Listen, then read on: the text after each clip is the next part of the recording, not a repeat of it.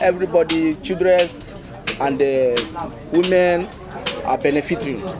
The critical metal used in mobile phones and electric batteries has been referred to as white gold for its use in the green energy transition. In the scorched plains of northern Niger, beneath layers of ancient sand, lies a metal more precious than gold uranium, the so-called white gold powering smartphones, electric vehicles, and the world's green energy dreams. But on the 20th of June, 2025, the ground didn't just hold value, it shook with sovereignty. With no press release, no diplomatic roundtable, Niger's military government seized the Somair uranium mine, stripping it from French control after over 5 decades.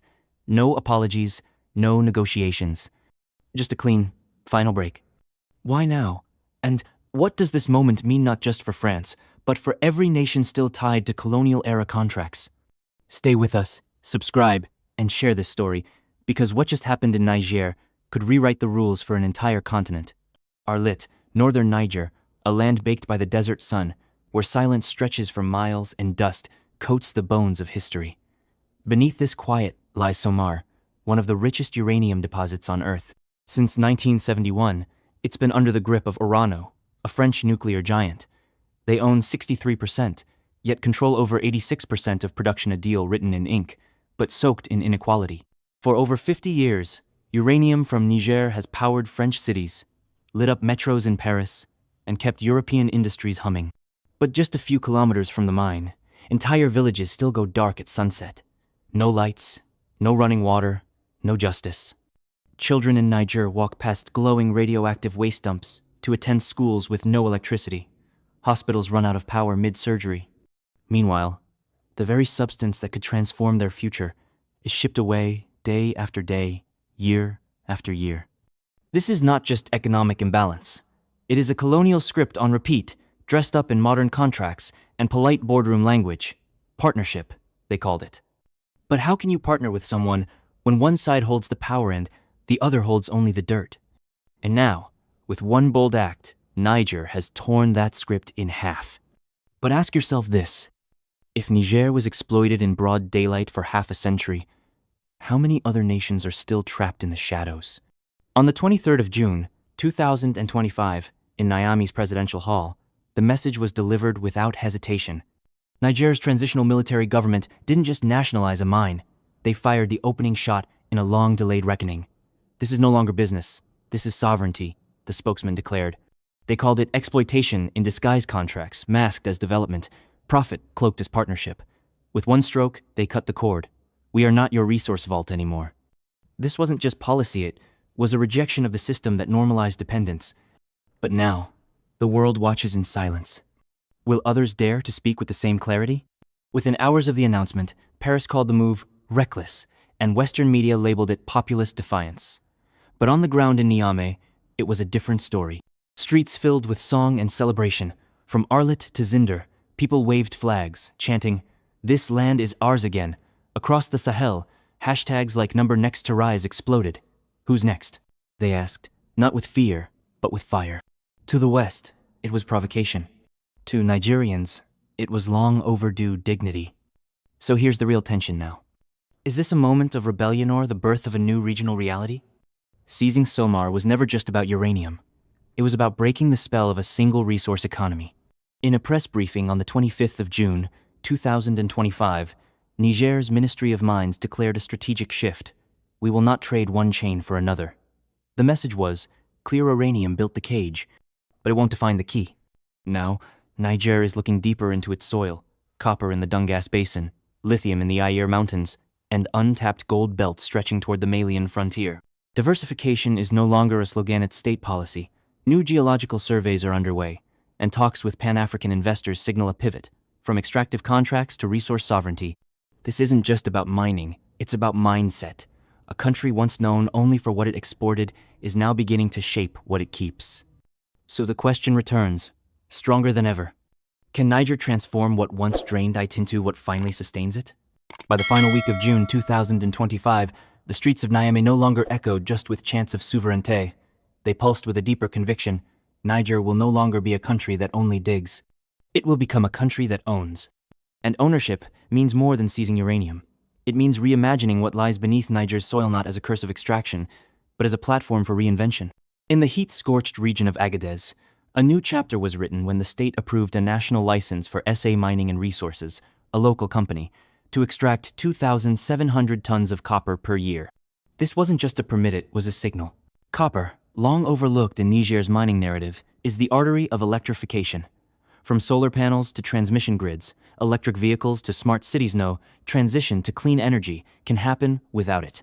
In a televised statement on the 28th of June, 2025, Minister of Energy Mamane Idrissa declared, "If uranium was our past, copper is our next step.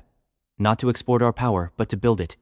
The people of Agadez, who once watched the yellow cake convoys roll past them toward the border, now look to copper, not just as metal but as momentum. But will international buyers allow copper to follow a local-first model? Or will the market retaliate, as it did with uranium? Farther east, in the rocky plateaus of Danit, another quiet revolution is underway. On the 24th of June, 2025, the transitional government granted mining rights to a newly formed Nigerian company, Comrex SA, for what appears in paper to be a modest lithium reserve. In global terms, the projected annual output, just under 400 tons, seems minuscule, but in symbolic weight, it is monumental. Because lithium is the core of the global battery race.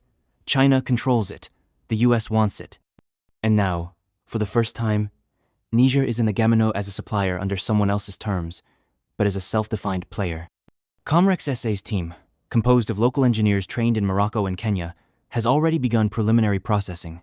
The company announced plans to retain 40% of raw output for domestic use, fueling a pilot project for solar battery storage in Tahoe. This is not just extraction. This is experimentation, innovation, and most importantly, ownership of process, not just product. So, can a nation that was once excluded from the tech table now claim a seat be building its own? And then, there is gold. Unlike uranium, gold doesn't glow with danger. It shines with potential. Untouched by geopolitics, unchained from energy debates, it is the global constant. And in Niger's remote western valleys, artisanal miners have panned for gold in silence for decades, without recognition, without regulation, without protection. That changed on the 15th of June, 2025, when the government legalized and supported small-scale gold mining, forming regional cooperatives and issuing nearly 2,000 licenses to independent miners. With assistance from the Burkina Faso Ministry of Mines, which implemented a similar initiative in 2023, Niger has begun equipping local miners with safe tools, providing training on eco-friendly techniques, and creating a state-backed gold reserve, the first of its kind in the country's history. One such miner, Amadou Moussa, once arrested for illegal digging, now leads a certified cooperative. "I never thought I'd have a permit with my name on it," he says. "Now, I dig for my children's future, not someone else's."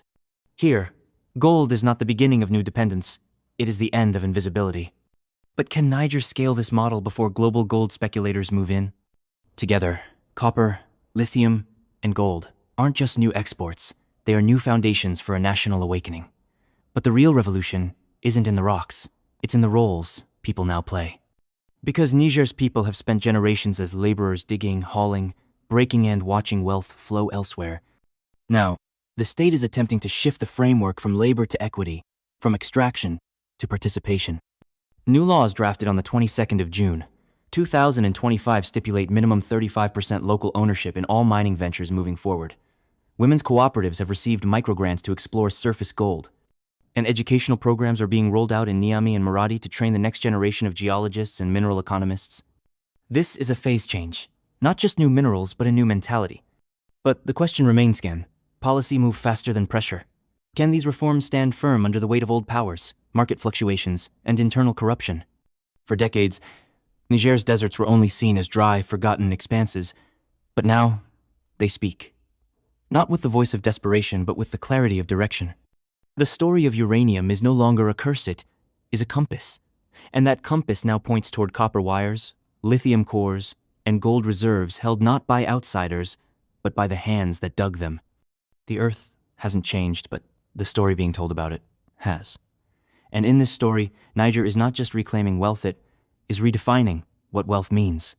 So now the question echoes across the continent. If Niger can mine a future of its own, what's stopping the rest of us? The 1st of July, 2025, in a dusty press courtyard in Niamey, the new Minister of Mines stood before a map of Niger's subsoil. But this time, it wasn't foreign logos marking the sites. It was the seal of state-led companies, local cooperatives, and indigenous partnerships. "This is not nationalization for display," she said. "This is a transfer of dignity from the hands that dug to the minds that decide." After decades of being reduced to a labor force, Nigerians are becoming stakeholders. For the first time, the state is leading the extraction process, issuing licenses transparently, requiring local equity, and placing public oversight over contracts, once hidden behind foreign law firms.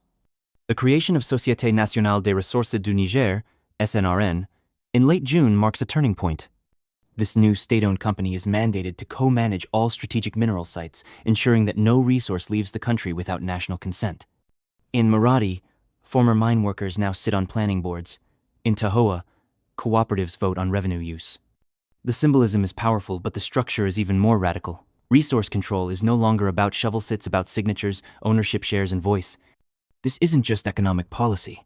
It's a cultural reversal, rewriting of identity from the miner below to the owner above. So, the next question becomes clear. If Niger can reclaim control over the ground it walks on, who else is ready to rise from the dust and hold the pen? In the wake of the uranium nationalization, Niger didn't just close a door on Francais, open new windows to the east, south, and everywhere trust can still be negotiated. By the first days of July 2025, it became clear Niamey was no longer waiting to be chosen. It was choosing. The military-led government, often portrayed by Western commentators as isolated, had in fact been building quietly. Behind the scenes, memoranda of understanding were being signed, coordinates exchanged, and new maps were being drawn not just of geology, but of geopolitics. On the 26th of June, 2025, Niger's Ministry of Mining and the Federal Agency for Subsoil Use of Russia signed a 5-year MOU on geological cooperation. The deal includes access to satellite imaging, underground 3D mapping tools, and the transfer of seismic and stratigraphic data essential for the next phase of Niger's mineral independence. What did Niger offer in return? Not control, not licensing stakes, just partnership and mutual recognition of sovereignty. For Moscow, it was a strategic handshake in a region long seen as a French stronghold. For Niamey, it was the beginning of seeing its own land through its own eyes, not filtered by Parisian consultants or third-party analysts. "This is not about choosing sides," one Nigerian official clarified. "It's about choosing ourselves." But will this data sharing pave the way for deeper dependency or a new literacy of the land? Of all the new alignments, the most controversial came from the Persian Gulf. On the 30th of June, 2025, state television in Tehran reported that preliminary discussions had begun between Iranian and Nigerian officials regarding the purchase of low-grade uranium oxide. Immediately, diplomatic alarms sounded in Washington, Paris, and Brussels. Iran, already under sanctions for its nuclear program, has long sought alternative sources of uranium. Niger, now free from French operational vetoes, has uranium but not the same red lines. Niger has not confirmed a deal, but the very act of negotiation is a geopolitical shockwave. For decades, Niger was part of a resource pipeline indirectly controlled by Western alignment. Now, it is an autonomous actor, asserting its right to sell what it owns to whom it chooses. Iran offered fuel contracts, fertilizer assistance, and joint agricultural development in exchange, not military presence, not loans with strings attached. It's a different kind of diplomacy. But can uranium ever be just a trade deal? Or is this a warning bell for the entire post-colonial order? In mid-June, ahead of the nationalization announcement, a Chinese delegation from CITIC Construction and the China Geological Survey arrived quietly in Niamey. By the 1st of July, 2025, the government confirmed a $280 million infrastructure investment package, including roads near copper and lithium zones, digital connectivity for rural mining cooperatives, and full scholarships for Nigerian students to study mining engineering in Wuhan and Chengdu. What made this deal different? No political conditions, no military base rights, no lectures about governance. As one senior advisor said off record, "They didn't ask us to become like them, they just asked us what we need." The contrast with Europe's approach is stark, and Niger's people noticed. On social media platforms like Zamachat and Sahel Line, trending posts say it simply, "Respect over aid, dignity over debt." But the question lingers: can partnership without pressure truly last in a world built on control? What we are seeing isn't just diplomacy, it is a realignment of values. For Niger, these aren't just bilateral agreements, they are acts of philosophical defiance. Every contract now carries a message. We will not trade one master for another. We are building alliances, not dependencies. And behind this doctrine is a new principle: resource sovereignty equals political maturity. Instead of being trapped between superpowers, Niger is sketching a third path, a multipolar model of cooperation based on utility, not ideology. One where copper deals come with training programs, not troops. Where gold is refined at home, not exported in raw chunks. Where lithium is used to power rural schools before charging foreign smartphones. But there are risks. The same networks that once dominated uranium might try to rebrand and re-enter through development fronts. And the temptation to centralize control can morph into bureaucratic paralysis or elite capture. The challenge for Niger isn't just to diversify partners, it is to build a governance model that protects the people, not just the contracts. So what happens when a nation stops asking permission and starts setting its own terms? What Niger is doing is more than geopolitical, it's cartographic. It is redrawing the meaning of borders not just on paper, but in consciousness. It is saying, our minerals are not your entitlement, our soil is not your launch pad, our choices are not your veto. And from Arlit to Agadez, from Denit to Dosso, people are beginning to walk taller not because the world has changed, but because they finally are allowed to imagine it differently. The uranium may still glow beneath the desert, but now, for the first time, so does confidence. So the real question for the global south is no longer, who will save us? It's becoming, who will sit with use not above use at the table we just built? It is one thing to reclaim the mine. It is another to make the mine work for the people. And that is exactly what Niger has begun to do. In the dry air of Niamey, on the 1st of July, 2025, a quiet but historic announcement came from the Presidential Economic Council, the creation of the National Development Equity Fund, NDEF. For the first time in the nation's post-independence history, a fixed share of profits from all extractive industry uranium, copper, lithium, gold would be deposited into a sovereign fund earmarked not for elite contracts but for schools, clinics, clean water, and local enterprise. The fund's principle was simple: if it comes from under your feet, it must return to your table. This wasn't theory, it was already happening. High in the Ayer Mountains, the remote village of Chibarakaten, once known only for its nomadic salt trade and artisanal mining, has become a living blueprint of this new approach. In early June, the village council, now empowered through decentralization policy, accessed its first direct transfer from the NDEF, drawn from a copper concession located just 14 kilometers from the village center. The decision? Not weapons, not walls. They built a community health station, equipped with solar power, a maternity wing, and cold storage for vaccines, something this village had never had. Alongside it, a gravity-fed clean water system now flows through the center of town. For the first time, women and girls no longer have to walk 2 hours to reach a river. Before we saw the trucks take our soil, says Elder Musa Amadou. Now we see the soil give something back. But can local infrastructure rise fast enough to match growing expectations? In the bustling eastern hub of Zinder, where the mining trade once only passed through, now a new technical center rises funded entirely by mineral revenues allocated through the NDEF. The Zinder Mining and Technology Institute, inaugurated on the 29th of June, 2025, trains young Nigerians in metallurgy, environmental monitoring, geospatial mapping, and small-scale mining safety. Its labs are equipped with Chinese-donated spectrometers, open-source European software, and local instructors trained through Russia's geological exchange. This isn't just education, it's reclaiming knowledge that was once outsourced, turning miners into engineers, and field laborers into environmental watchdogs. A young trainee, Fatuma Idrissa, stands beside a drill core sample in the classroom and says, "For years, they told us what our land was worth. Now we measure it ourselves." But will this talent stay local or be pulled away by better-paid foreign offers? And in Liptako, a region marked by years of unsafe gold panning and mercury exposure, the resource revolution has reached below the method itself. Starting in late May 2025, the Ministry of Environment began phasing out mercury use in artisanal gold operations, replacing it with eco-safe cyanidation and gravimetric technologies, supported by training programs and state subsidies. This program is powered directly by NDEF allocations, proof that resource wealth can repair the wounds of past extraction models. The shift wasn't easy. Many resisted at first, but when local cooperatives were shown how yields increased without endangering health, adoption soared. "My cousin died from mercury in the water," says gold washer Yusuf Garba in Liptako. "Now my son mines gold without poison." So, can technology, when paired with dignity, undo decades of environmental injustice?